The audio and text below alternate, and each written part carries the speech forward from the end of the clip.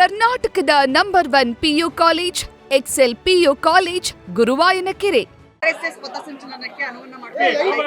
High court ಅನುವನ್ನ ಮಾಡಿಕೊಟ್ಟಿಲ್ಲ, ಸರ್ಕಾರ ಅನುಮತಿಯನ್ನ ನೀಡಿದೆ, ಷರತ್ತುಬದ್ಧವಾಗಿ ಅನುಮತಿಯನ್ನ ನೀಡಿದೆ.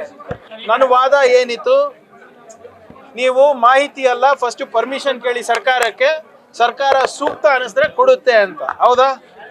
ಈಗ ಅಲ್ಲಿನ ವಾತಾವರಣ ನೋಡ್ಕೊಂಡು ಮೊನ್ನೆ ಈಗ 1 ತಿಂಗಳ ಹಿಂದೆ ಆಗ್ಬೇಕಾಗಿತ್ತು.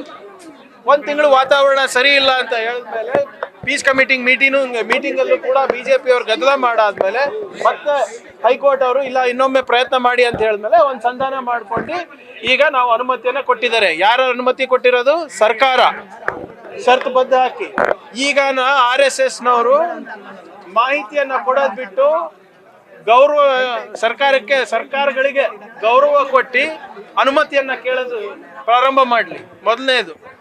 ಆಮೇಲೆ ಬಹಳ ಸ್ಪಷ್ಟವಾಗಿ ಚಿತಾಪುರ ವಲಯದವ್ರು ಮಾತ್ರ ಇರಬಾರ್ದು, ಅಲ್ಲಿ ಏನಾದ್ರೂ ಅಹಿತಕರವಾದಂತ ಘಟನೆಗಳಾದ್ರೆ ಅವರೇ ಕಾರಣ ಅಂತ ಬಹಳ ಸ್ಪಷ್ಟವಾಗಿ ಅಲ್ಲಿ ಕೊಟ್ಟಿದ್ದಾರೆ.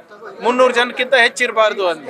ಸೊ ಈಗ ಸ್ವಲ್ಪ ಸಂವಿಧಾನ ಮತ್ತೆ ಕಾನೂನನ್ನ ಗೌರವದಿಂದ ಕಾಣೋದು ಹೈಕೋರ್ಟ್ ನಲ್ಲಿ ಸ್ಟೇ ಇರೋ ಕಾರಣ, ಇಂಟ್ರಿಮ್ ಸ್ಟೇ ಇದೆ ನಮ್ಮ ಗವರ್ಮೆಂಟ್ ಆರ್ಡರಿಗೆ.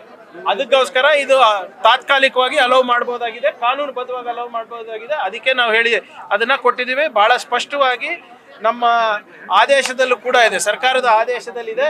ಇದು ಬರೀ 1 ಟೈಮ್ ಪರ್ಮಿಷನ್. ಇದು ನಾಳೆ ಅದು ಸ್ಟೇ ವೇಕೇಟ್ ಆದ್ರೆ ಇದಕ್ಕೂ ಅವಕಾಶ ಇರೋದಿಲ್ಲ.